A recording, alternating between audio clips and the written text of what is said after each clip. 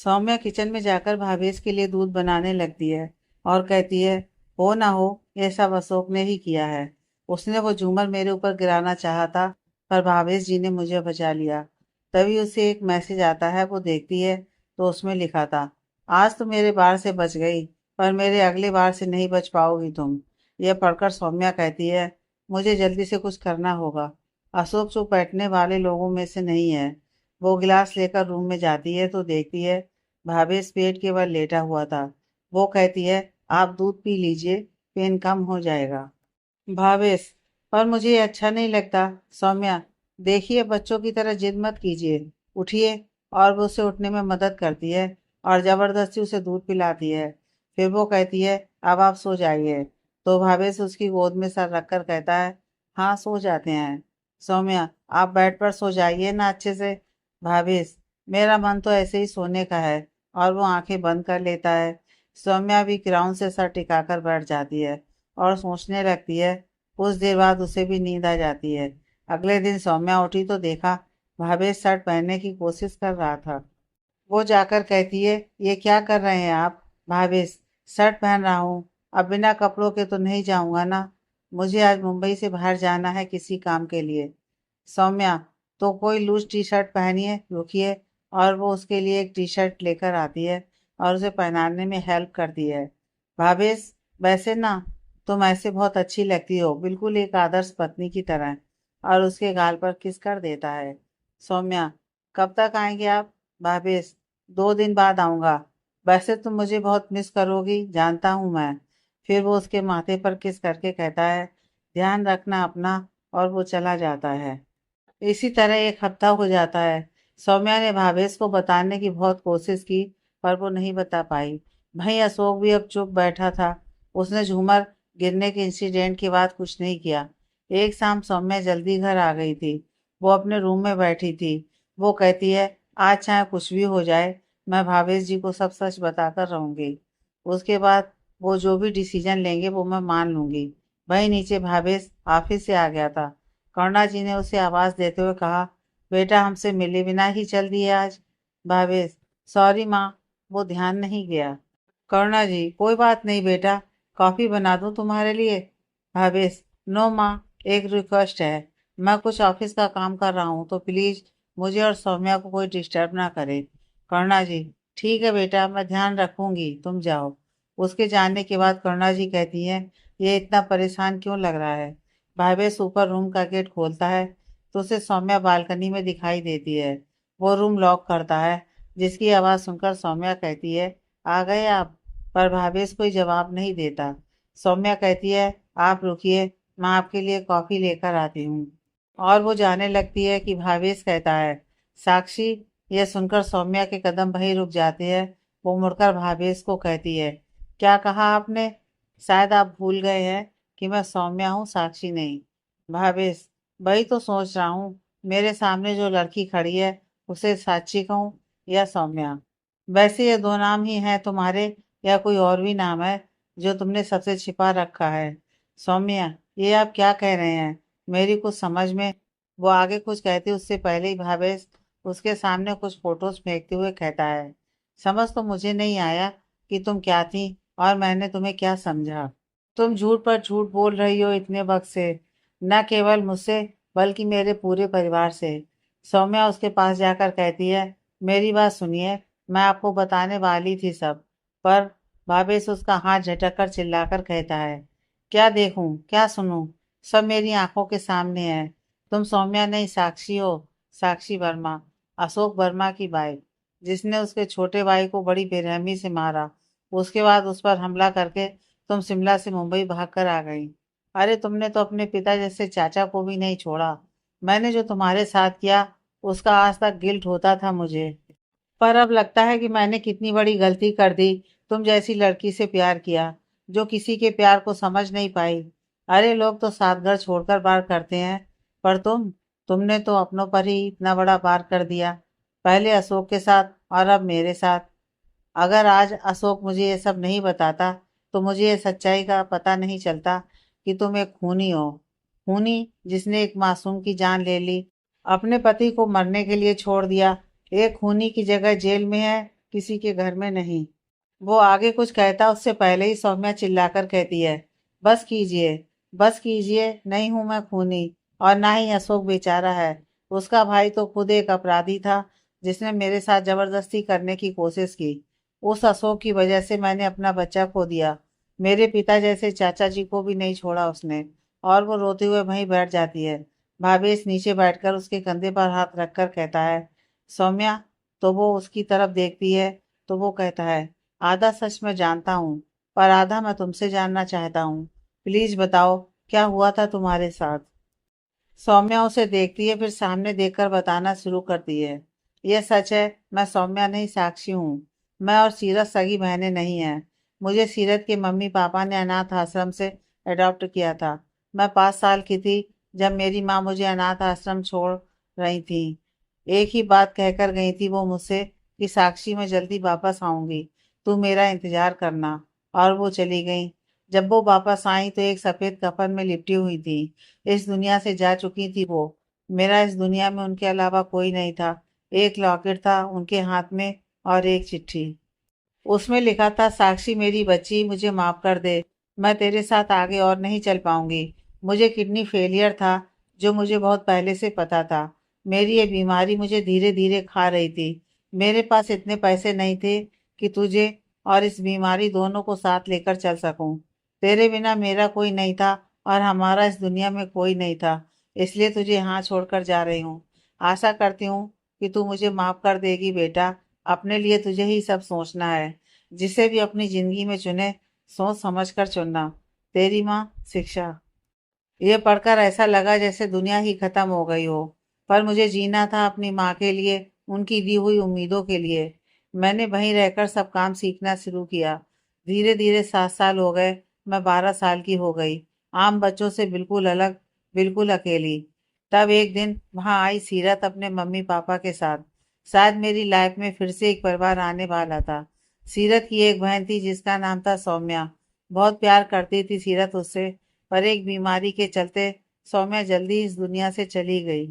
सीरत को सौम्या एक माँ की तरह लगती थी। इसलिए जब वो उसे छोड़कर गई तो वो बहुत उदास रहने लगी थी। एक दिन वो वहां आई। फ्लैशबैक। सीरत अकेले एक बेंच पर बैठी थी। सौम्या देखती है तो वो उसके पास जाकर कहती है, अकेली क्यों बैठी हो, जाओ खेलो सबके साथ। सीरत, पर मैं केवल अपनी दीदी के साथ खेलती थी। सौम्या, ओ लगता है वो तुम्हारे साथ नहीं आई। सीरत उदासी से, वो तो अब आसमान में स्टार बन गई है। यह सुनकर सौम्या समझ जाती है कि वो इस दुनिया में नहीं है।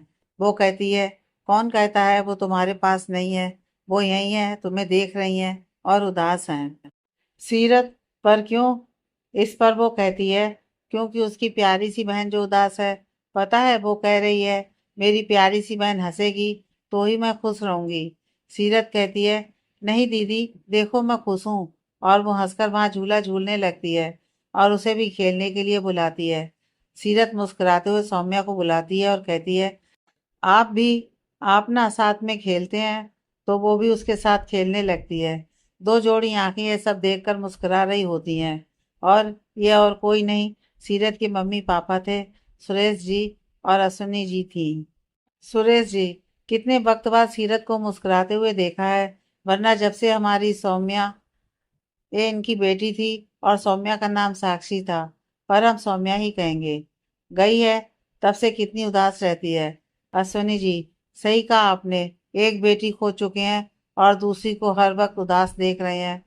सुरेश जी और अश्विनी जी कहते हैं, क्या आप भी वही सोच रही हैं जो मैं सोच रहा हूँ। अश्विनी जी, हाँ चलिए। और वो वहाँ के ट्रस्टी के ऑफिस में चले जाते हैं। कुछ देर बाद सौम्या को ट्रस्टी का आदमी बुलाने आता है। और वो कहता है, साक्षी चलो बेटा, आपको सर बुला रहे हैं। सौम्या, जी अंकल चलिए। और वो उनके साथ चली जाती है। जब वो अंदर पहुंचती है तो वहाँ सुरेश जी और अश्विनी जी बैठे थे। वो उन्हें नमस्ते करती है। तो वो दोनों भी मुस्कुराकर उसे नमस्ते करते हैं। ट्रस्टी सर, बेटा, हमने आपको एक गुड न्यूज़ देने के लिए बुलाया है। सौम्या, जी सर बोलिए। तो वो कहते हैं, बेटा, ये आपको अपने साथ अडॉप्ट करके ले जाना चाहते हैं। सौम्या उनकी तरफ देखकर कहती है, आप मुझे अडॉप्ट क्यों करना चाहते हैं। सुरेश जी उससे कहते हैं, हमने अपनी बड़ी बेटी को कुछ वक्त पहले खो दिया है। पर आज जब हमने तुम्हें देखा तो ऐसा लगा कि हम उसे ही वापस देख रहे हैं। बिल्कुल तुम्हारी तरह थी वो, एकदम समझदार। अश्विनी जी, हमारे साथ चलोगी बेटी? हम तुम्हारा अच्छे से ध्यान रखेंगे, खूब प्यार करेंगे तुम्हें। सौम्या सुनकर उन दोनों के गले लग जाती है और कहती है, मैं आपको मम्मी पापा बोल सकती हूँ ना? यह सुनकर उन दोनों की आंखें नम हो जाती हैं। वो भी उसे गले लगाते हुए कहते हैं, हाँ बेटा। इसके बाद कुछ फॉर्मेलिटी के बाद वो सौम्या को घर ले आते हैं। वो उसे साक्षी ही कहते थे, हालांकि उन्होंने उसका नाम सौम्या भी रखा था और सौम्या को भी अच्छा लगता था। इसी तरह फिर से उनकी एक हैप्पी फैमिली बन गई थी। सौम्या को माँ बाप का प्यार फिर से मिलने लगा। वो भूल ही गई थी कि अकेलापन क्या होता है। 5 साल बाद एक दिन सुरेश जी को और अश्विनी जी को एक पार्टी में जाना था, पर सीरत के एग्जाम की वजह से वो लोग उन दोनों को घर पर ही छोड़कर जा रहे थे। सुरेश जी, साक्षी बेटा, अपना और सौम्या का ध्यान रखना। हम लोग लेट होंगे तो तुम सो जाना, और चाबी है हमारे पास, तो तुम गेट अच्छे से लॉक कर लेना। कोई भी दिक्कत हो तो चाचा जी का नंबर है ना तुम्हारे पास? सौम्या, जी पापा है मेरे पास। आप लोग ध्यान से जाइएगा और जल्दी आना। फिर सीरत और वो सुरेश जी और अश्विनी जी के गले लग जाते हैं। उसके बाद वो लोग पार्टी के लिए निकल जाते हैं। सौम्या सीरत को खाना खिलाकर सोने के लिए भेज देती है, क्योंकि उसे कल एग्जाम के लिए जाना था। उसके बाद वो भी एक बुक लेकर बैठ जाती है और पढ़ते पढ़ते उसे वहीं नींद आ जाती है। उसकी नींद रात के 2 बजे फोन की आवाज़ से खुलती है। वो देखती है तो सुरेश जी का कॉल आ रहा था। वो कहती है, पापा कॉल कर रहे हैं, पर वो तो कह रहे थे कि चाबी है उनके पास। फिर वो कॉल उठाकर कुछ कहती, उससे पहले ही आवाज आती है, ये जिसका भी फोन है उनका बहुत बुरी तरीके से एक्सीडेंट हुआ है। आप इनके जो कोई भी लगते हैं जल्दी से सिटी हॉस्पिटल आ जाइए।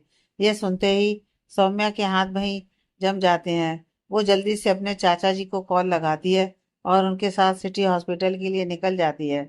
वो हॉस्पिटल पहुंचकर जल्दी से उनके बारे में पता करते हैं तो वहां बैठा इंस्पेक्टर कहता है, देखिए, दोनों लोग का बहुत बुरे तरीके से एक्सीडेंट हुआ है।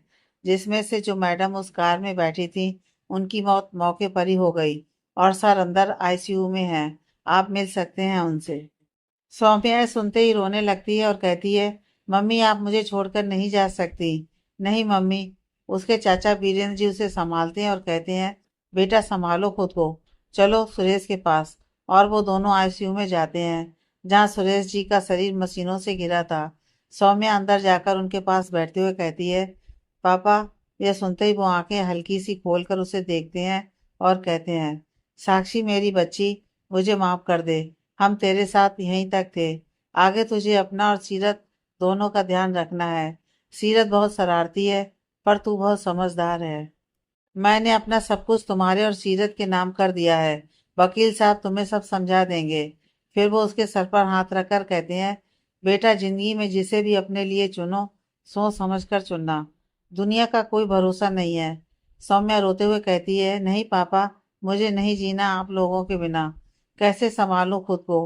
पहले अपनी माँ खोई, फिर एक बार मौका मिला माँ बाप का प्यार पाने का। अब आप लोग भी मुझे छोड़कर जा रहे हैं।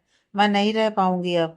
सुरेश जी, बेटा जन्म और मृत्यु पर किसी का जोर नहीं है, और तुझे जीना है बेटा, अपने और सेहत सीरत के लिए। अपना हर सपना पूरा करना बेटा। मेरा आशीर्वाद हमेशा तुम्हारे साथ है। फिर वो बीरेंद्र जी से कहते हैं, वीर, मेरे बच्चों का ध्यान रखना। इनको लेकर मुझे सिर्फ तुझ पर ही विश्वास है। वीरेंद्र, भाई साहब, आप ऐसा मत कहिए। मैं अपने बच्चों से भी ज्यादा इनका ध्यान रखूंगा। और वो भी रोने लगता है। सुरेश जी सौम्या के हाथ में एक चाबी देते हुए कहते हैं, बेटा इसमें तुम्हारे लिए कुछ है, देखना जरूर। और उनका हाथ सौम्या के हाथ से छूट जाता है। सौम्या चिल्लाते हुए कहती है, पापा नहीं। पापा आप नहीं जा सकते हमें छोड़कर। वीरेंद्र जी उसे संभालते हैं। अगले दिन पूरे रीति रिवाज के साथ सुरेंद्र जी और सनी जी का अंतिम संस्कार किया जाता है। सीरत को सौम्या संभाल रही थी, क्योंकि उसकी हालत बहुत खराब थी। उसके बाद सब घर आते हैं। सौम्या ने सीरत को जैसे तैसे खाना खिलाया और थोड़ा आराम करने को कहा, क्योंकि वो 2 बार बेहोश हो चुकी थी। वो खुद उनकी तस्वीर के सामने बैठ गई और बोली, क्यों भगवान, मेरे साथ ही क्यों? पहले माँ भी मुझे बिना बताए छोड़कर चली गई। मुश्किल से उनके बिना जीना सीखा था कि पापा मम्मी आए और फिर से मुझे एक परिवार मिल गया। पर अब वो हाथ भी सर से उठ गया। क्या करूं मैं ऐसी जिंदगी का। और वो रोने लगती है। तभी उसके सर पर कोई हाथ रखता है। वो देखती है तो वीरेंद्र जी थे। वो कहते हैं, बस बेटा रोना बंद करो। तुम जितना रोकर खुद को तकलीफ दोगी, उससे ज्यादा भाई साहब और भाभी को तकलीफ होगी। उन्होंने सीरत की जिम्मेदारी तुम्हें दी है, और तुम दोनों की मुझे। इसलिए अब तुम दोनों हमारे साथ हमारे घर पर रहोगे। यह सुनकर सौम्या उनके गले लग जाती है और कहती है, मैं कैसे सब करूंगी। वहीं सीमा जी, वीरेंद्र जी की पत्नी, जो साइड खड़ी थी, वो ये सुनकर कहती हैं, बस यही कमी थी। मेरे पति को तो दिमाग है नहीं। एक जो इनके भाई की पागल सी बेटी है, और दूसरी जिसे वो अनाथ आश्रम से उठाकर ले आए थे, उसका ठीकरा अब हम संभालें। पर मैं भी किसी से कम नहीं हूँ। इन दोनों को ज्यादा दिन तो टिकने नहीं दूंगी अपने घर में। और भाई साहब की प्रॉपर्टी मिलते ही ये हमारे कौन और हम इनके कौन। और वो एक टेढ़ी सी मुस्कान देती है। सौम्या और सीरत उसके बाद अपने चाचा चाची के यहाँ शिफ्ट हो जाते हैं। अब सीरत भी खुद को संभालने की कोशिश कर रही थी। सौम्या भी पढ़ाई और बाकी कामों में ध्यान देने लगी। सौम्या अपनी चाची के बिहेवियर को पहचान गई थी, क्योंकि वो उन दोनों के सामने तो बहुत अच्छी बनती थी, पर उनकी पीठ पीछे वो उनके लिए खूब जहर उगलती।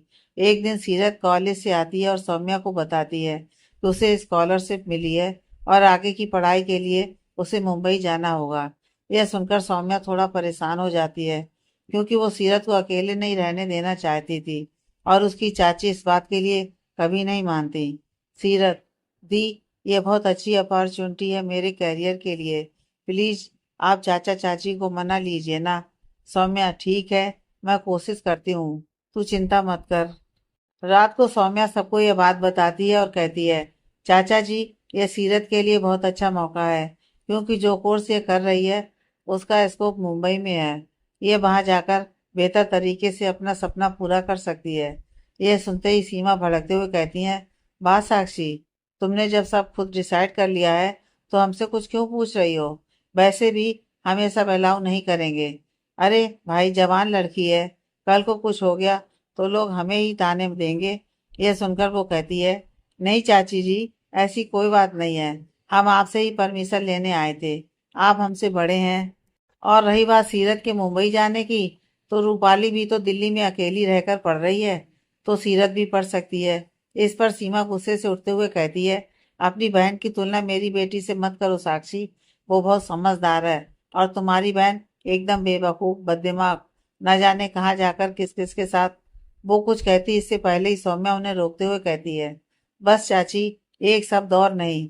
मैं सीरत के खिलाफ और कुछ बर्दाश्त नहीं करूंगी। आप सोच भी कैसे सकती हैं ऐसा। किसी को विश्वास हो ना हो, मुझे उस पर पूरा विश्वास है। और वो जाएगी मुंबई, यह तय है। इतना कहकर वो वहां से उठकर चली जाती है। सीमा, देख लिया इसके लक्षण। मुझे तो इसकी हरकतें कुछ ठीक नहीं लग रही। वीरेंद्र जी, तुम्हारी हरकतें जैसी हैं ना, उसका जवाब बिल्कुल सही तरीके से दिया है उसने। इतना कहकर वो भी चले जाते हैं। अगले दिन सौम्या और वीरेंद्र जी सीरत को मुंबई की ट्रेन में बैठाकर आते हैं, और उसे ध्यान रखने का कहकर वो घर आते हैं। कुछ दिन बीतने के बाद जब एक दिन सौम्या घर आती है तो देखती है हॉल में दो लोग बैठे थे। वो जाकर देखती है कि वहां दो लड़के बैठे थे। एक अशोक था और दूसरा उसका भाई अखिल। उसके साथ चाचा चाची भी थे।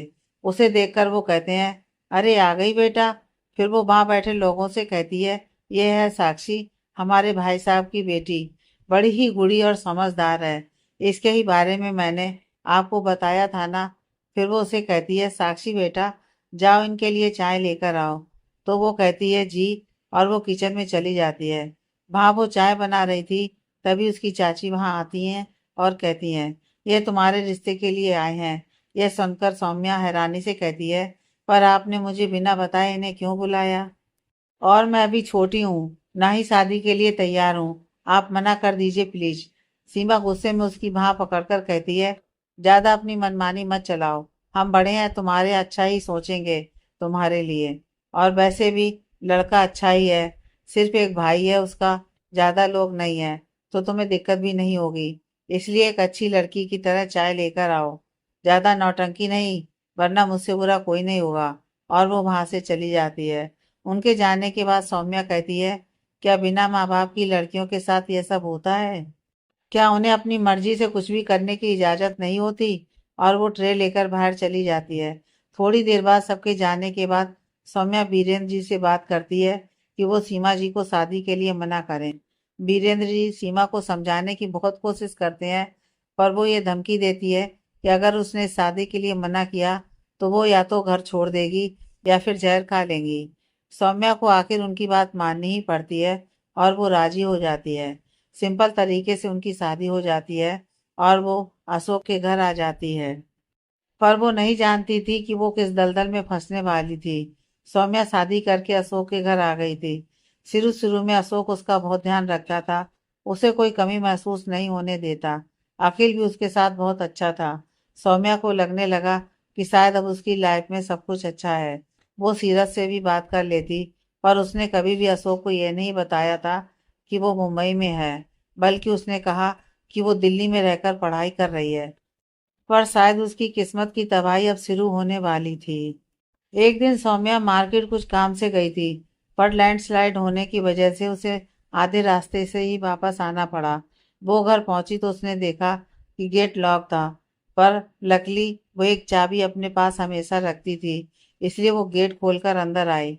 अंदर आकर उसने किचन में देखा तो एक मेड शारदा वहां काम कर रही थी। वो सबसे हेड थी बाकी सर्वेंट्स में। उसने सौम्या को देखा तो बोला, तुम इतनी जल्दी कैसे आ गई? तो उसने बताया कि लैंडस्लाइड होने की वजह से वो मार्केट नहीं जा पाई। वो अपने रूम की ओर जाने लगी तो शारदा ने उसे रोकते हुए कहा, बेटा तुम यहीं रुको ना, मेरी मदद कर दो। यह सुनकर वो कुछ कहती उससे पहले ही रूम से कुछ गिरने की आवाज आती है। वो कहती है, मैं देख कर आती हूँ, और वो ऊपर जाने लगती है। शारदा उसे रोकने की कोशिश करती है, पर वो नहीं रुकती। वो अपने रूम के बाहर पहुंची ही थी कि उसे दो लोगों के हंसने की आवाज आती है। वो कहती है, ये किसकी आवाज है? और रूम का गेट खोलती है तो देखती है कि अशोक एक लड़की के साथ बिना कपड़ों के था, और वो दोनों हंस हंस कर बातें कर रहे थे। यह देखकर सौम्या की आंखें नम भी थी और वो शौक भी थी। उसके पैर उसी जगह जम गए थे।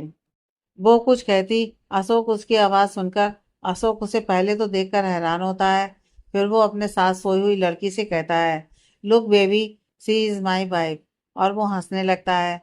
फिर वो उठकर बाथरोब पहनकर आता है और कहता है, तुम्हें मैनर्स नहीं है कि बिना नॉक किए रूम में नहीं आना चाहिए? सौम्या, यह सब क्या है? आप इसके साथ हमारे रूम में? आपने मुझे धोखा दिया, पर क्यों? मैंने तो आप पर कितना विश्वास किया था। अशोक हंसते हुए, ओह कम ऑन साक्षी, मेरा दिल तो तुमसे ही लगा हुआ है। इसे तो बस दिल बहलाने के लिए लाया हूँ। वैसे भी मैं ये सब पहले भी करता था, आज भी मूड बन गया तो ले आया इसे। तो सौम्या उसके मुंह पर एक थप्पड़ मारते हुए कहती है, आपकी हिम्मत कैसे हुई मेरे साथ इतना बड़ा धोखा करने की? अगर इतने ही कैरेक्टर लेस थे तो अपने टाइप की किसी लड़की से शादी करते। मेरी लाइफ क्यों बर्बाद की? बोलिए, क्यों? पर अब जब सच सामने आ ही गया है तो मैं एक मिनट भी आपके साथ नहीं रहना चाहूंगी। और वो जाने लगती है कि अशोक पीछे से उसके बाल पकड़कर कहता है, कमीनी, तेरी हिम्मत कैसे हुई मुझ पर हाथ उठाने की? साली, तेरी औकात है मेरे सामने खड़े होने की? हाँ किया तेरे साथ धोखा, बोल क्या करेगी तू? छोड़ कर जाएगी? चल आज तुझे बताता हूँ कि तू हाथ से कैसे जाएगी। आज तुझे वो सबक सिखाऊंगा कि तेरे मन में ये ख्याल कभी नहीं आएगा। और वो उसे पास के कमरे में लेकर जाता है। कुछ देर बाद उस कमरे से बेल्ट की और सौम्या के चीखने की आवाज आ रही थी, जिसे सुनकर सभी नौकरों का दिल दहल जा रहा था। जबकि उस लड़की को भी बहुत डर लगने लगा। वो जल्दी से अपने कपड़े पहनकर उठकर वहां से भाग गई। करीब 1 घंटे बाद अशोक रूम से बाहर आया और घर से बाहर चला गया। शारदा ऊपर गई, उसने गेट खोला तो देखा सौम्या के कपड़े फटे हुए थे और वो जमीन पर लेटी हुई थी। उसके शरीर का कोई ऐसा कोना नहीं था जिस पर घाव नहीं थे। यह देखकर शारदा जल्दी से उसके पास जाती है और उसे उठाती है और उसके कपड़े चेंज करके उसके घाव पर मल्हम लगा रही थी। पर सौम्या के मुंह से उब तक नहीं निकल रही थी। उसके कानों में अशोक की बातें गूंज रही थी, तुझे क्या लगा? तू मुझे पसंद थी इसलिए शादी की? नहीं, तेरी प्रॉपर्टी के लिए की मैंने ये शादी, और उसका आधा हिस्सा तेरी चाची को दिया मैंने, क्योंकि तेरे बाप ने बिल यही बनाई थी ना कि तेरी शादी के बाद ही तेरी प्रॉपर्टी तेरे पति या फिर तुझे मिल सकती है। और देख, मिल गई मुझे। तेरी चाची सब जानती है मेरे बारे में, उसने ही तो ये प्लान बनाया था। साली अनाथ ही है तू, पता नहीं किस नाली के कीड़े ने तुझे पैदा किया। शारदा कहती है, एक ही बात बोलूंगी, उसे गुस्सा मत दिलाना। वो सनकी है, ये तो शुरुआत है। अगर तूने यहाँ से भागने की कोशिश की तो वो इससे भी बुरा हाल करेगा तेरा। इतना बोलकर वो चली जाती है। उसके बाद तो जैसे ये सब बढ़ता चला गया। अब तो अशोक हर छोटी बात पर उसके साथ मारपीट करने लगता है। यहाँ तक कि अखिल भी उसकी झूठी शिकायतें करता ताकि अशोक और बुरी तरीके से पेश आए। एक दिन सौम्या अपने रूम से निकल रही थी तो उसे अशोक की आवाज आती है। हाँ, उड़ा दे उस बूढ़े वीरेंद्र को, बड़ा मुझ पर केस करने चला था। आज किस्सा ही खत्म कर दे और मेरा नाम इसमें कहीं नहीं आना चाहिए। सौम्या ये सुनते ही वहां से जाने लगती है कि तभी उसके पास रखा बॉक्स गिर जाता है। अशोक मुड़कर देखता है तो सौम्या वहां खड़ी थी। वो फोन रखकर उसके पास आता है और कहता है, क्या कर रही है तू यहाँ? सौम्या, आप चाचा जी को क्यों मारना चाहते हैं? प्लीज उन्हें मत मारिए, मैं वादा करती हूँ उनसे कभी बात नहीं करूंगी।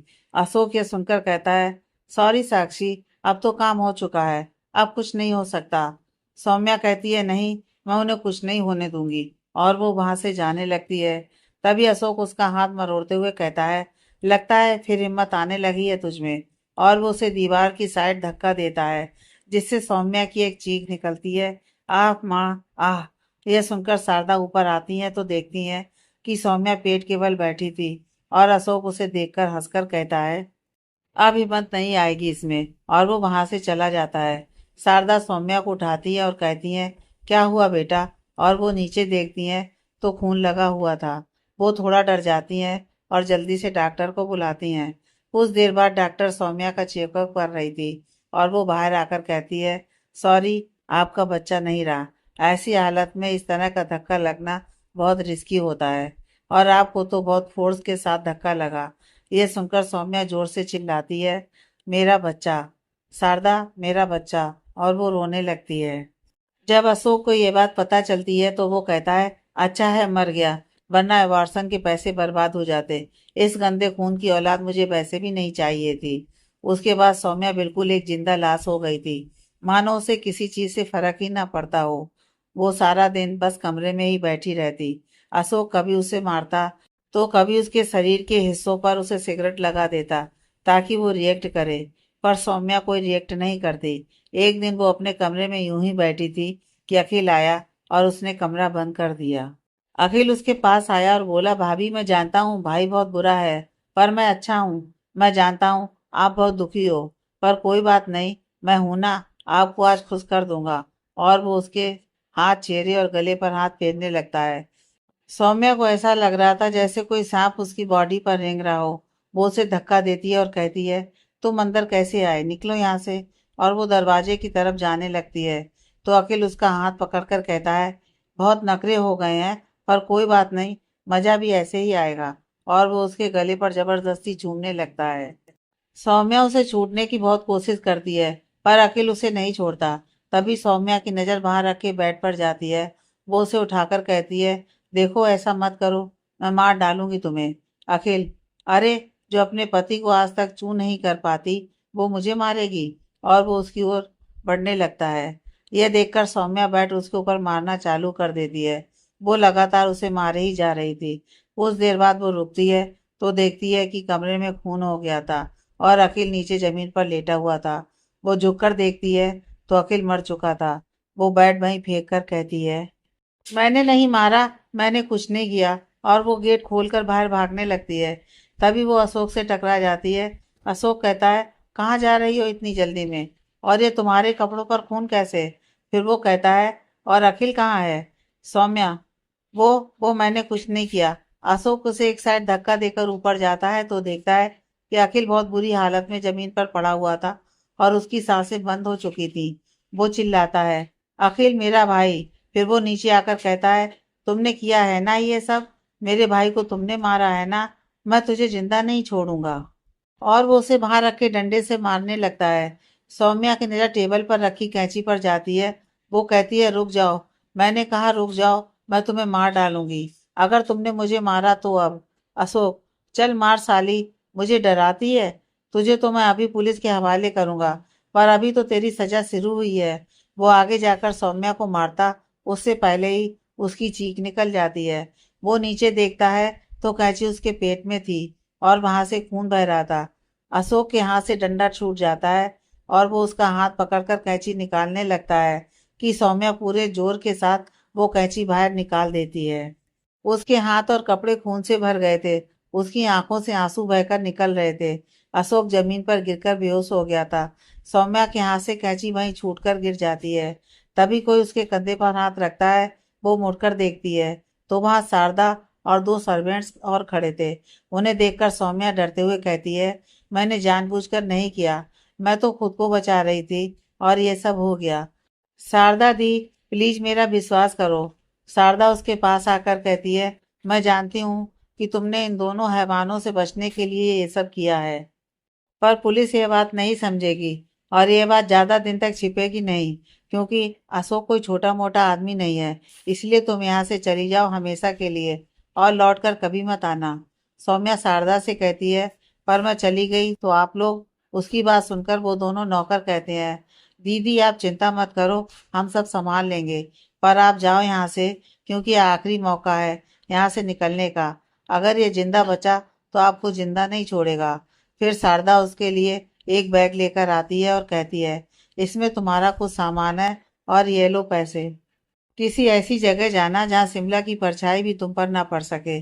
और हाँ, इस साक्षी नाम की पहचान को आज यहीं दफन कर दो, खुद को एक नई पहचान देना। सौम्या उनके आगे हाथ जोड़कर कहती है, थैंक यू, आप लोग मेरी इतनी मदद कर रहे हैं। मेरे तो अपनों ने मेरा साथ छोड़ दिया था, उन्होंने मुझे इस दलदल में धकेल दिया था। शारदा उसके पास आकर कहती है, आज तक हम लोग डर से चुप थे, तेरे ऊपर इतना जुल्म होते हुए भी हम कुछ नहीं कर पा रहे थे, पर आज तुम्हें इस कैद से आजाद करने का मौका मिला है हमें, जाओ। फिर वो उसे एक फोन देकर कहती है, आज के बाद ये फोन यूज करना और जहां भी जाओ नई जिंदगी शुरू करना। इन बुरी यादों को यहीं दफन करके जाओ। और एक बात याद रखना, भरोसा सब पर मत करना, जो इसके काबिल हो उसे ही अपना भरोसा सौंपना। सौम्या उनसे गले मिलती है और बाहर जाने लगती है। फिर वो एक बार और पीछे मुड़कर देखती है और वहां से निकल जाती है। Flashback and. सौम्या चुप हो चुकी थी। भावेश की आंखों में आज पहली बार आंसू थे। उसे नहीं लगा था कि सौम्या का अतीत इतना दर्दनाक होगा। वो कहता है, सौम्या। सौम्या कहती है, जिस दिन मैंने उस घर को छोड़ा उस दिन से मैंने अपने अंदर साक्षी को दफन कर दिया। मैंने अपने माँ पापा के दिए नाम को अपना नाम बना लिया। मैं शिमला छोड़कर मुंबई आ गई और सीरत के साथ उसके होटल में रहने लगी। मुझे जॉब दिलवाने में विवेक ने मेरी मदद की थी। मैंने सीरत को कभी पूरा सच नहीं बताया, क्योंकि मैं नहीं चाहती थी कि वो मुझे खूनी समझे जिसने दो लोगों को मारा। उसकी उम्र उस वक्त ये सब समझने की नहीं थी। मैं आपको सब सच बताने वाली थी जिस दिन अशोक को पहली बार मैंने ऑफिस में देखा था, पर हिम्मत ही नहीं हो रही थी, क्योंकि ना कोई सबूत था जिससे मैं अपने आप को सही साबित कर पाती। मैं जानती हूँ आपको मुझसे नफरत हो। वो कुछ कहती उससे पहले ही भावेश उसके होंठों पर उंगली रखकर कहता है, नफरत ना तुमसे कभी थी ना होगी, और आज तुम्हारे बारे में जानने के बाद तुम्हारे लिए प्यार और भी बढ़ गया है। सौम्या यह सुनकर उसके गले लग जाती है और रोते हुए कहती है, मेरी क्या गलती थी भावेश जी, मेरे साथ ही क्यों हुआ ये सब, ये क्यों हुआ, क्यों मुझे इतना दर्द मिला। मैंने तो किसी का कुछ नहीं बिगाड़ा था, मैंने तो सिर्फ विश्वास किया था। क्या मेरी अच्छाई की, मेरी सच्चाई की कीमत चुकानी पड़ी है मुझे? बोलिए ना।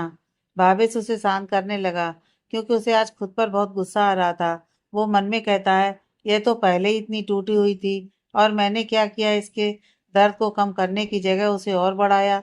मैं आज तक अपना दर्द बहुत बड़ा समझता रहा, पर सही मायनों में तो जितना दर्द सौम्या ने सहा उसका आधा भी मैंने महसूस नहीं किया होगा। सौम्या रोते रोते उसकी बाहों में सो गई थी।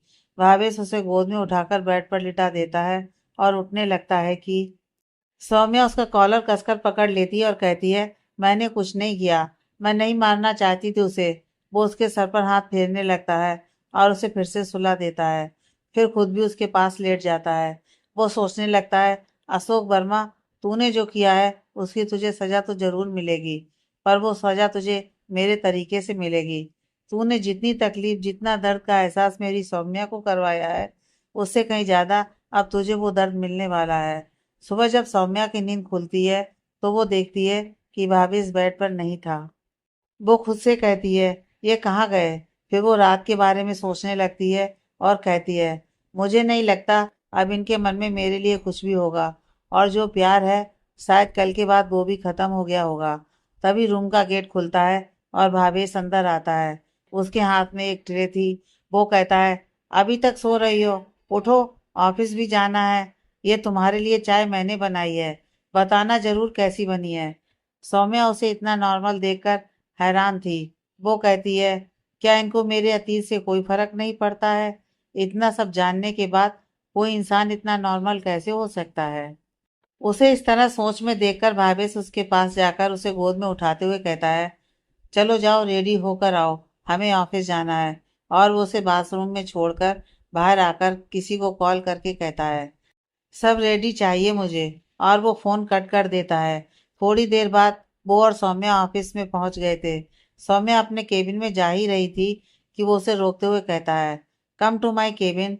सौम्या उसके केबिन में जाती है तो भावेश उसे सोफे पर बैठा देता है और खुद टीवी ऑन करके उसके पास बैठते हुए कहता है, कुछ मत कहना, बस चुपचाप देखना।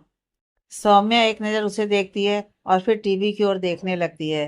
तभी वहां वो कुछ ऐसा देखती है जिससे उसकी आंखें हैरानी से बड़ी हो जाती हैं, क्योंकि न्यूज में बताया जा रहा था कि शिमला के मशहूर बिजनेसमैन अशोक वर्मा को पुलिस ने आज सुबह अरेस्ट कर लिया है।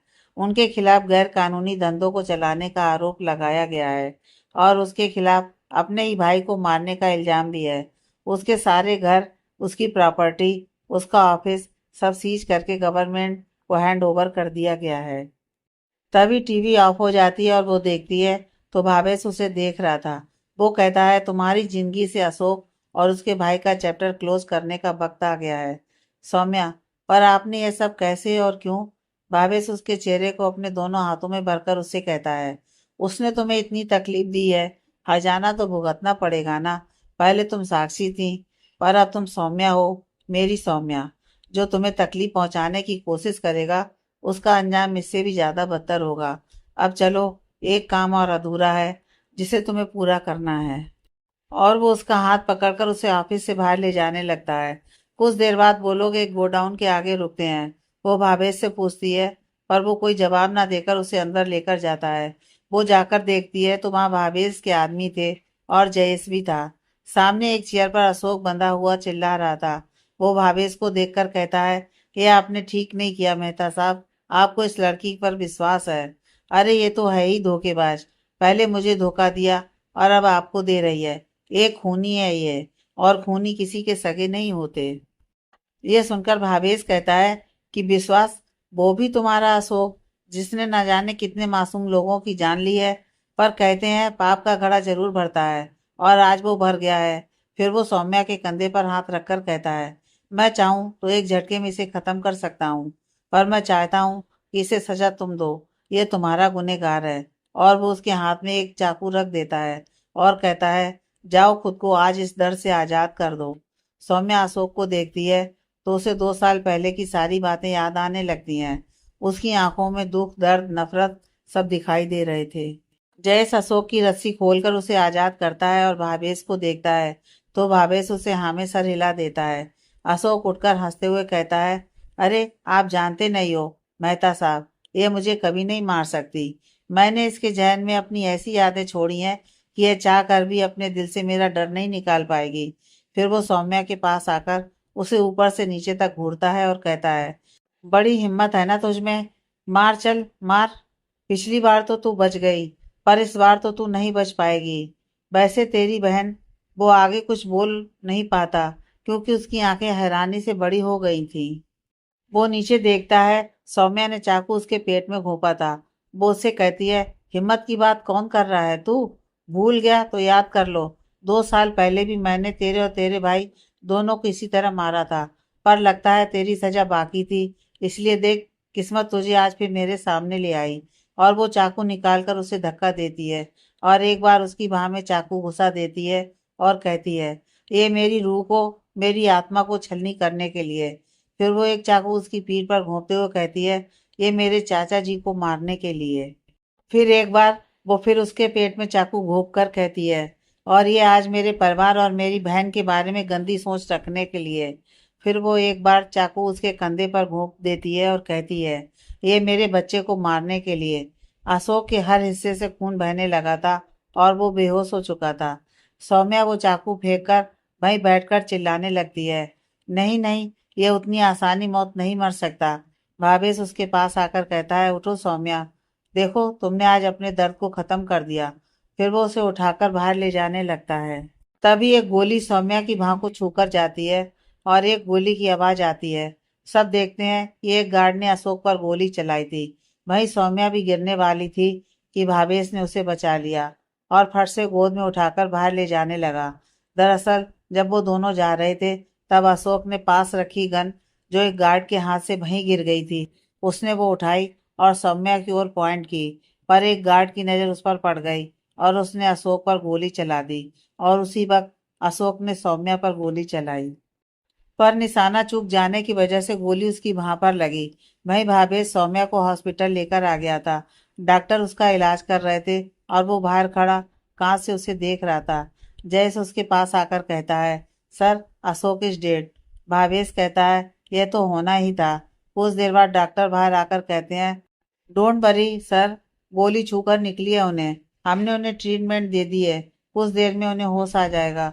और वो डॉक्टर वहां से चला जाता है। 1 घंटे बाद सौम्या धीरे धीरे अपनी आंखें खोलती है तो देखती है भावेश उसके पास बैठा था। वो कहता है, ठीक हो? सौम्या आंखें झपका देती है। सौम्या को डिस्चार्ज मिल गया था। सौम्या ने सबको अपना सच घर में बता दिया था। वो नहीं चाहती थी कि अब कोई भी अंधेरे में रहे। सच जानकर सब लोगों को बहुत दुख हुआ था, क्योंकि उन्होंने नहीं सोचा था कि सौम्या जो सबके सामने इतना नॉर्मल रहती है, उसका अतीत इतना भयानक होगा। सीरत को बेहद दुख हुआ था कि उसकी बहन ने इतना कुछ सहा और बिना उसे बताए वो अकेली इतनी तकलीफ से गुजर रही थी। कुछ दिन बीत गए थे। भावेश और सौम्या नॉर्मल ही रहते थे। भावेश ने उससे अभी कोई बात नहीं की, क्योंकि वो उसे थोड़ा वक्त देना चाहता था। एक दिन सौम्या अपने कमरे की बालकनी में बैठी वही एल्बम देख रही थी तो कोई उसके पास आकर बैठता है। वो देखती है तो करुणा जी और अंकुश जी थे। वो कहती है, माँ पापा आप बैठिए ना। वो उनके पास बैठते हुए कहते हैं, बेटा हम जानते हैं तुम दुखी हो, पर दिखाती नहीं हो। पर बेटा जीवन तो चलता ही रहता है, उतार चढ़ाव जीवन का हिस्सा है। हम चाहते हैं तुम अब आगे बढ़ो और भावेश के साथ अपने जीवन की नई शुरुआत करो। यह सुनकर सौम्या हैरानी से उन्हें देखने लगती है। अंकुश जी, बेटा भावेश ने हमें सब सच बता दिया है कि उसने तुम्हारे साथ 1 साल कॉन्ट्रैक्ट बेस पर शादी की है। हमें उस पर गुस्सा भी बहुत आया, पर बेटा हमने उसकी आंखों में तुम्हारे लिए प्यार देखा है। जिस लड़के को आज तक किसी से फर्क नहीं पड़ता था, उसे तुमसे फर्क पड़ने लगा है। बेटा तुम्हारा जो भी फैसला होगा हम तुम्हारे साथ होंगे। और वो उसके सर पर हाथ रख देते हैं। उनके जाने के बाद सौम्या किसी सोच में डूब जाती है। भावेश ऑफिस में बैठा किसी सोच में था। वो कहता है, कल हमारे कॉन्ट्रैक्ट की लास्ट डेट है। सौम्या मेरे साथ रहेगी भी या नहीं? फिर वो कहता है, ये क्या सोच रहा है भावेश? नहीं, वो तेरे साथ ही रहेगी, कहीं नहीं जाएगी। वो मेरा प्यार है। भावेश मेहता का प्यार इतना कमजोर नहीं है। शाम को जब वो घर आता है तो अंकुश जी उससे कहते हैं, बेटा हमारे साथ बैठो, हमें तुमसे कुछ बात करनी है। वो वहीं बैठ जाता है। अंकुश जी कहते हैं, क्या सोचा है तुमने? तो वो कहता है, क्या मतलब, मैं समझा नहीं। करुणा जी, तुम्हें क्या जिंदगी भर कॉन्ट्रैक्ट मैरिज में रहना है? हम चाहते हैं कि तुम सौम्या से बात करो, उसे मनाओ। हम नहीं चाहते वो इस घर से जाए। वो है तो इस घर में रौनक है। अंकुश जी, करुणा मैं कह रहा हूँ कि अगर सौम्या नहीं भी मानी तो हम उसे यहाँ अपनी बेटी बनाकर रख लेंगे। और भावेश के लिए कोई और। वो आगे कुछ कहते उससे पहले ही भावेश खड़ा होकर कहता है, नहीं पापा ऐसा कुछ नहीं होगा। ना सौम्या यहाँ से कहीं जाएगी, ना कोई और मेरी जिंदगी में आएगी उसके अलावा। और वो अपना बैग उठाकर रूम में चला जाता है। उसके जाने के बाद अंकुश जी और करुणा जी एक दूसरे की तरफ देखकर हंसते हुए ताली मार देते हैं। भावेश रूम में जाकर देखता है तो सौम्या अपनी अलमारी सेट कर रही थी। ये देखकर उसे लगता है कि सौम्या घर से जाने की पैकिंग कर रही है। वो उसके पास जाकर उसका हाथ पकड़कर उसे अपनी तरफ घुमाकर कहता है, सौम्या तुम कहीं नहीं जा सकती मुझे छोड़कर। माना कल हमारा कॉन्ट्रैक्ट खत्म हो रहा है, पर मैं तुम्हें कहीं नहीं जाने दूंगा। तुम यहीं रहोगी मेरे साथ मेरे पास। हम वापस शादी कर लेंगे, कल के कल ही। और वो घुटने के बल बैठकर उसकी कमर कसकर पकड़कर बैठ जाता है। सौम्या हैरानी से ये सब देख रही थी। वो उसे कहती है, ये आप क्या कर रहे हैं, उठिए। भावेश, नहीं, पहले तुम बोलो, कहीं नहीं जाओगी? मैं तुम्हें बहुत प्यार करूंगा, तुम्हारी हर डिमांड पूरी करूंगा, एक भी आंसू तुम्हारी आंखों से आने नहीं दूंगा। जो तुम चाहोगी वो ही होगा पक्का, पर प्लीज तुम जाओ मत। सौम्या कहती है, आप पहले उठिए तो। भावेश खड़ा हो जाता है तो वो कहती है, किसने कहा मैं जा रही हूँ? भावेश, तो ये कपड़े क्यों पैक कर रही थी? सौम्या सर पर हाथ रखकर कहती है, हे भगवान, ये कपड़े ऑर्फनेज भेजने थे, इसलिए पैक कर रही थी। और वैसे आपने अच्छा याद दिलाया, कल हमारा कॉन्ट्रैक्ट खत्म होने वाला है, मुझे तो याद नहीं था। भावेश उसका हाथ पकड़ते हुए, तो तुम क्या चली जाओगी? सौम्या, हाँ, अब जो डिसाइड था वो तो करना पड़ेगा ना। भावेश सर नीचे करके कुछ सोचने लगता है। तभी सौम्या कहती है, कल कॉन्ट्रैक्ट खत्म होगा, तभी तो आपके साथ फिर से नई शुरुआत कर पाऊंगी। यह सुनते ही भावेश उसे देखने लगता है। तो वो कहती है, मैंने अपना नाम बदल रखा था, पहचान बदली थी, पर अपने अंदर साक्षी को नहीं खत्म कर पाती थी। वो हमेशा से मेरे अंदर थी, पर आपकी वजह से वो डर, वो पहचान मेरे अंदर खत्म हो गई। आज मैंने जब सोचा तो मुझे एहसास हुआ कि मैंने क्या पाया है आपके साथ। आपकी वजह से साक्षी पूरी तरह सौम्या बन गई। मैं ये तो नहीं कहूंगी कि आपके साथ ये रिश्ता निभा पाऊंगी या नहीं, पर वादा करती हूँ कि मैं पूरी कोशिश करूंगी आपको आपके हिस्से की खुशियां देने की। असल मायनों में प्यार क्या होता है वो आपने ही मुझे समझाया है। मैं इसे सही मायनों में महसूस करना चाहती हूँ। यह सुनते ही भावेश उसे गले लगाते हुए कहता है, सौम्या, सौम्या, तुम नहीं जानती तुमने मुझे क्या दिया है। मुझे कोई जल्दी नहीं है, जब तक तुम रेडी नहीं होगी हम इस रिश्ते को आगे नहीं बढ़ाएंगे। तुम मेरे साथ हो, यही मेरे लिए सबसे बड़ी बात है। I love you, I love you so much. Saumya नम आंखों से, जानती हूँ, पर इसका जवाब यही है अभी कि मी टू। कुछ देर तक ऐसे ही गले लगने के बाद भावेश कहता है, तुम्हारे लिए कुछ है। और वो अलमारी से एक बड़ा सा बॉक्स निकालता है और उसे देता है और कहता है, ये तुम्हारे माँ पापा ने तुम्हारे और सीरत के लिए छोड़ा था। सौम्या वो लेकर उसे खोलती है तो देखती है उसमें दो साड़ी और कुछ गहने थे और एक लेटर था। वो उसे पढ़ती है। उसमें लिखा था, सौम्या और सीरत, ये आप दोनों के लिए हम चाहते हैं कि जब भी हमारी दोनों बेटियों की शादी हो तो इस साड़ी और गहनों में हो। ये तुम्हारी माँ और मेरी तरफ से तुम्हारे लिए आशीर्वाद है। इसमें हमारा प्यार है तुम दोनों के लिए। इसे पहनोगी तो एहसास करना कि हम दोनों हमेशा तुम्हारे साथ ही हैं। ये पढ़कर सौम्या कहती है, आई मिस यू माँ पापा। भावेश उसके पास बैठकर कहता है, अब बिल्कुल भी नहीं रोना। अब से मैं तुम्हारे चेहरे पर हमेशा स्माइल देखना चाहता हूँ। सौम्या कहती है, आप तो रहने ही दीजिए। खुद के चेहरे पर तो हर वक्त अकड़ है और मुझसे कह रहे हैं कि स्माइल होनी चाहिए। भावेश उसे अपनी तरफ खींचकर कहता है, बहुत मजा आ रहा है ना छेड़ने में? ये देखकर सौम्या उसकी आंखों में देखकर कहती है, अब जब आप इतने प्यार से बात कर रहे हैं तो थोड़ा मजा तो मुझे भी आना चाहिए ना। पता है, आपकी आंखें बहुत सुंदर हैं। फिर वो खुद को छुड़वाकर कहती है, एकदम बिल्ले जैसी। और वो जोर जोर से हंसने लगती है। भावेश कहता है, बिल्ली जैसे? रुको तुम। ये देखकर सौम्या भागते हुए कहती है, अरे जो सच है वही तो कहा। कुछ देर बाद भावेश उसे अपने पास खींच लेता है, जिससे दोनों बेड पर गिर जाते हैं। भावेश नीचे था और सौम्या उसके ऊपर थी। भावेश उसके बाल उसके कान के पीछे करके कहता है, थैंक यू मेरी जिंदगी में आने के लिए। और वो उसके सर से अपना सर जोड़ लेता है। कुछ देर बाद बातें करते करते दोनों को नींद आ जाती है। अगली सुबह दोनों नीचे थे। करुणा जी कहती हैं, सौम्या, क्या सोचा आपने? सौम्या भावेश की तरफ देखकर कहती है, मैं अपनी जिंदगी भावेश जी के साथ बिताना चाहती हूँ। अपने आप को एक मौका और देना चाहती हूँ।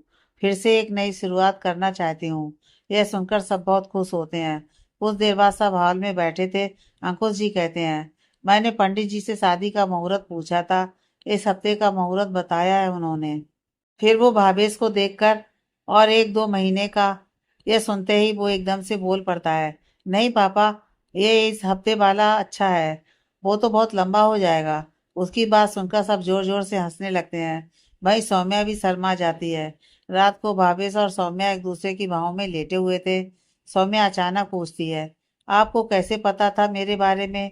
यह सुनकर भावेश उसके बालों में उंगलियां चलाते हुए कहता है, उस दिन जब वो फोटो देखी थी तो डाउट हुआ था, फिर मैंने नोट किया कि तुम बहुत अजीब बिहेव कर रही हो, परेशान रहती थी हर वक्त। फिर जब वो झूमर वाला इंसिडेंट हुआ तो मैंने अपने आदमियों से पता लगाने को कहा। तब अशोक का नाम सामने आया। मैंने थोड़ी और डिटेल्स निकाली तो मुझे इसका और तुम्हारा लिंक शिमला से मिला। तो मैंने सोचा मैं अपने लेवल से पता करता हूँ। फिर मैं शिमला गया। वहां जाकर पता किया तो आधी ही जानकारी हाथ लगी। जब वापस आया तो मुझे वो फोटोज मिले जो अशोक ने भेजे थे। उसने मुझे फोन करके बताया कि तुमने क्या किया था। मैं जानता था तुम सीधे से कुछ नहीं बताओगे, इसलिए उस दिन वो नाटक करना पड़ा। सौम्या, क्या आपको इतना विश्वास था मुझ पर? भावेश, खुद से भी ज्यादा विश्वास है मुझे कि तुम कुछ गलत नहीं कर सकती। सौम्या, आपको मेरे अतीत से कोई फर्क नहीं पड़ता कि मैंने किसी का खून किया था? भावेश उसे खुद से अलग करते हुए कहता है, मैं आज में जीना चाहता हूँ तुम्हारे साथ। और रही अतीत की बात, तो मुझे तुम पर बहुत गर्व है कि तुमने इतना सब होने के बाद भी हिम्मत नहीं हारी। यह सुनकर सौम्या उसके सीने से लगते हुए कहती है, आपको पता है, आपके सीने से लगकर एक अजीब सा सुकून मिलता है। ऐसा लगता है जैसे सब दुख दर्द परेशानियां खत्म हो गईं। भावेश कहता है, हाँ आप सोते हैं, कल से हम बहुत बिजी होने वाले हैं। सौम्या, हाँ। फिर वो सो जाते हैं। अगले दिन करुणा जी सबको तैयारी के इंस्ट्रक्शन दे रही थी, क्योंकि कल सौम्या और भावेश की सगाई थी। उन्होंने सौम्या और भावेश को साथ भेजा था शॉपिंग के लिए। उन्होंने डिसाइड किया था कि वो शादी में ज्यादा लोगों को ना बुलाकर सीधा रिसेप्शन में इनको इनवाइट करेंगे। सीरत दूर खड़ी ये सब देख रही थी। वो कहती है, थैंक यू पप्पा, आपने फाइनली मेरी दी की जिंदगी में सब अच्छा कर दिया।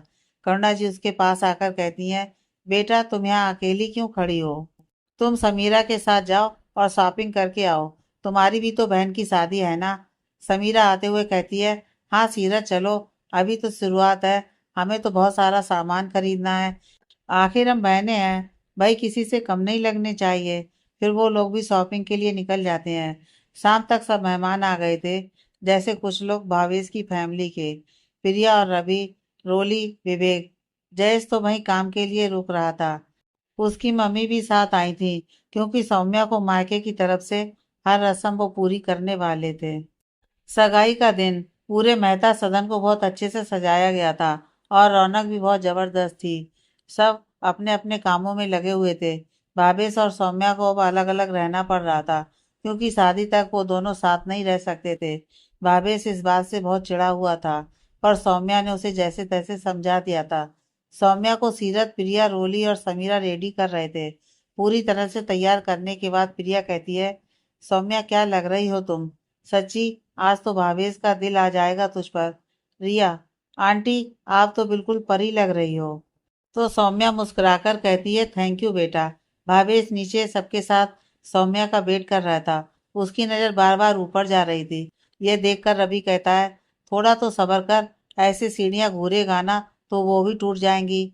विवेक, जीजू, आप तो अभी से ही इतने बेसब्र हो, शादी तक आप कैसे मैनेज करोगे? भावेश, तुम तो रहने दो, जब तुम्हारी बारी आएगी ना तब मैं तुमसे पूछूंगा। तभी जयेश कहता है, सर सौम्या आ गई है। सब ऊपर देखते हैं तो सौम्या धीरे धीरे नीचे उतर रही थी। भावेश की तो निगाहें नहीं हट रही थी। सौम्या लग भी बहुत सुंदर रही थी। उसने लाइट ब्लू कलर का लहंगा पहना हुआ था, साथ में मैचिंग चूड़ियां, गले में एक सेट, कानों में झुमके, आंखों में काजल, होठों पर लिपस्टिक और बालों को खुला छोड़ा हुआ था। भावेश ने लाइट ब्लू कलर का कुर्ता और पैजामा पहना हुआ था, हाथ में घड़ी, सेट किए हुए बाल। वो बहुत हैंडसम लग रहा था। उसे सौम्या को इस तरह देखता देख रवि कहता है, बस कर, नजर लगाएगा क्या उसे? यह सुनकर वो रवि को घूरता है। सौम्या को भावेश के साथ बैठा दिया जाता है और उनकी सगाई की रस्म शुरू की जाती है। सबसे पहले भावेश सौम्या को रिंग पहनाता है। सब तालियां बजाने लगते हैं और उनके ऊपर फूल बरसाने लगते हैं। उसके बाद सौम्या भी भावेश को अंगूठी पहना देती है। सब फिर से फूल बरसाने लगते हैं। फिर होता है डांस का प्रोग्राम। रोली, प्रिया, सीरत, समीरा गाना लगवाकर डांस करना शुरू करते हैं। समीरा विवेक को देखती है और रोली जयेश को, और आँख के इशारे से उन्हें चिढ़ाती है। प्रिया भी रवि के पीछे से घूमते हुए उसे धक्का देकर स्टेज पर चढ़ जाती है। अब सारे लड़के भी स्टेज पर आ गए थे और लड़कियों को बराबरी से टक्कर दे रहे थे। विवेक समीरा के कान के पास आकर गाना गाते हुए डांस करने लगता है। वहीं जयेश भी रोली को अपने करीब खींचकर उसके साथ डांस करने लगता है। रवि भी प्रिया के पास आकर उसके साथ डांस करने लगता है। इसी तरह सारे कपल्स मिलकर धूम मचा देते हैं। प्रिया आकर कहती है, अब एक डांस तो हमारे आज के स्टार कपल का भी तो बनता है। क्यों भाई? सब हूटिंग करते हुए कहते हैं, यस यस। फिर भावेश सौम्या के आगे हाथ बढ़ाता है। सौम्या भी इसके हाथ पर हाथ रख देती है और दोनों स्टेज की ओर चले जाते हैं। भावेश सौम्या की कमर दोनों हाथों से पकड़ लेता है और सौम्या अपने दोनों हाथ उसके कंधे पर रखकर डांस करने लगती है। फिर भावेश उसे गोल घुमाते हुए डांस करने लगता है। सौम्या की पीठ भावेश की तरफ थी और वो धीरे धीरे स्लो मोशन में डांस करने लगते हैं। लास्ट में भावेश सौम्या को गोद में उठाकर राउंड लगाने लगता है। यह देखकर सब तालियां बजाने लगते हैं। इसी तरह सगाई का प्रोग्राम खत्म हो जाता है। आगे की कहानी नेक्स्ट पार्ट में।